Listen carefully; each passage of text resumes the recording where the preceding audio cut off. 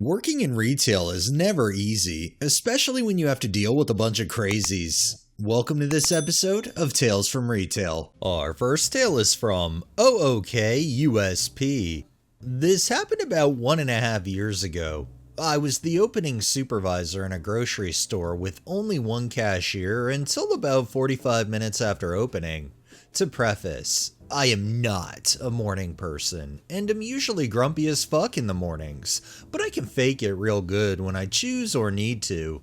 That being said, I was working the self-checkout until the scheduled attendant was supposed to start. It's a slow and peaceful start to the day until this lady comes in to start cashing her stuff out.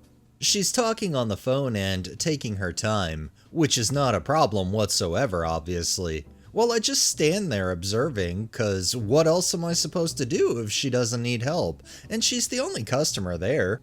Well, when she eventually does ask for help putting in her produce, I walk over and start to show and explain to her what to do, while I do her first item for her.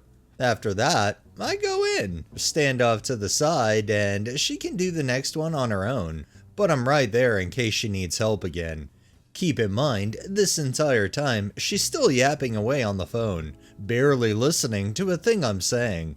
She goes to try it herself and forgets which button to press to find the code, so I tell her again which button to press, but I'm making sure she's the one doing it this time. After about a minute of this, she gets fed up and says something along the lines of, "Can you just do it for me? This is so much work." To which I politely respond with, "Well, it is called self-checkout, and I'm trying to teach you what to do so you also know for next time. But if you want someone to do it for you, then you can head on over to the cashier right there. She has no customers and would be happy to serve you." As you can imagine, she did not like this answer one bit, and she tried arguing with me. This is where I get fed up and straight up tell her that if she wasn't on the phone while I was trying to show her, then she would know what to do, and I will not be doing it for her, as that's literally what the cashiers are for. I then told her that her options are to 1. Let me show her again and she does the rest herself, or 2. Go to the cashier. She finally decides to go to the cashier, but not before cussing me out on her way over, to which I just gave her the fakest, "Okay, have a nice day," which pissed her off even more and left me feeling a mix of annoyance and joy. I get that sometimes people have phone calls they can't pull themselves away from, but literally if you're going through the self-checkout, you better be prepared to check yourself out. This next tale is by Synthetic Turtle. This story is a few years old, as I no longer work in retail, but it was still one of my most satisfying stories. At the time of this story, I worked at a home improvement retail store.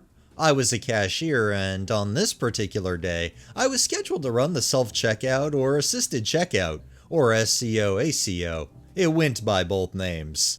Now, for this to make sense, I have to describe the self-checkout machines.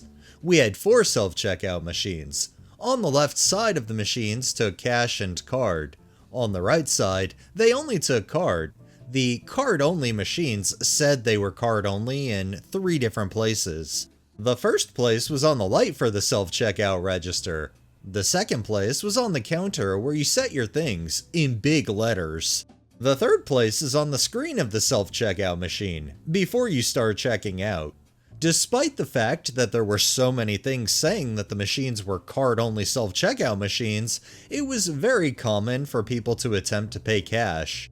Usually, I was able to just suspend the transaction and take them to a machine that took cash, so they wouldn't have to restart the transaction and they would usually just laugh at how they missed it being card-only. However, if this was one of the instances where they laughed the mistake off, I wouldn't be posting here. I had a man at one of our card-only self-checkout registers.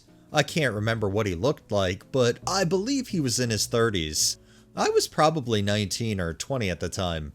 I noticed him with some cash, trying to find a place to put it in. He looks around and makes eye contact with me. I was already on my way over, so he started to ask me a question immediately. The cast is the man who's the customer and then me. "Where do I put the cash?" Me smiling and chuckling at this common occurrence. Oh, this is a card-only machine. I can suspend the transaction and take you over to the one that takes cash. Man annoyed with an attitude. Well, why doesn't it say card only then? I stopped smiling and just decided to be blunt, because his inability to pay attention was not my fault. And I said, "It does. It says right here," points to the counter. "Up there," points to the self-checkout light. And it says on the screen before you start checking out. This man was silent the rest of the time. He didn't say another word. He didn't apologize, didn't thank me, nothing. He was just silent as I suspended his transaction and took him to the cash machine so he could finish up. I honestly don't care that he didn't apologize for his rudeness. It was satisfying to embarrass him into silence. I'd like to think he learned to pay attention and not blame others for his mistakes, but that is probably wishful thinking. It is pretty sad when things are posted not just in one place, but multiple, and people still fail to either see or read it. Getting an attitude over the fact isn't going to magically make the machine take cash. And our final tale is from Lord Nikolai.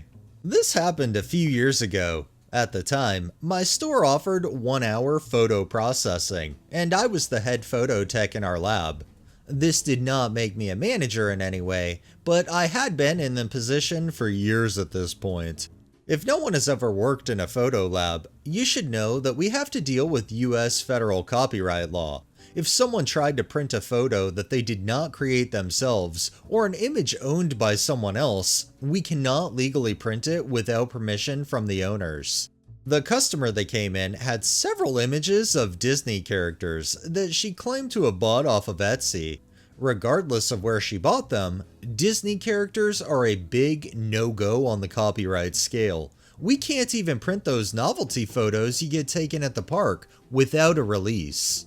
I tried to refuse her images and she starts throwing a fit. I expected as much. Most people have issues when I don't let them have their photos without understanding the rules we have to follow. Normally, just explaining it to them is enough to get them to calm down. But this customer was cussing and yelling at me and would not calm down, regardless of what I did. So eventually she said the magic words of, "I want to talk to your manager." Fine by me. I call my boss, tell him what's going on, and he comes over to talk to the customer. He explains everything I just explained to the customer again, and apologizes to the customer. "There's nothing we can do. Sorry, it is the law." The customer leaves, and I don't think anything of it, until she came back 2 days later. At first, she was okay. She came up to the lab, patiently waited her turn, and tried to print the photos again. We had the same runaround, and after calling the same manager again, the customer tried to apologize to me, saying she just really wanted the photos, and she was sorry for calling me every bad word you can think of. "I apologize. Can we put this behind us?" "No, I do not accept your apology. There was no need for you to say any of what you just did." Her looking very confused. "You can't not accept an apology." "Yes, I can. I hold you responsible for what you said, and your words hurt." My manager trying not to laugh. "Ma'am, I think you should go now." What I'm wondering is, did the Karen really think if she came in, offered up an apology, that they would go ahead and just skirt around US federal copyright law? Because I really don't think that's how things work, and she should have apologized regardless. Alright, that's enough tales for the day. Well, that wraps up this episode of Tales from Retail. If you liked the video, please drop a like, share my content on all of your social media, subscribe if you haven't already, and make sure to hit that bell so you're notified every time I upload, and drop a comment down below. It really helps with the algorithm and helps new people find my channel. Thanks for watching, thanks to my patrons and super thanks contributors. Have a great day and stay safe out there.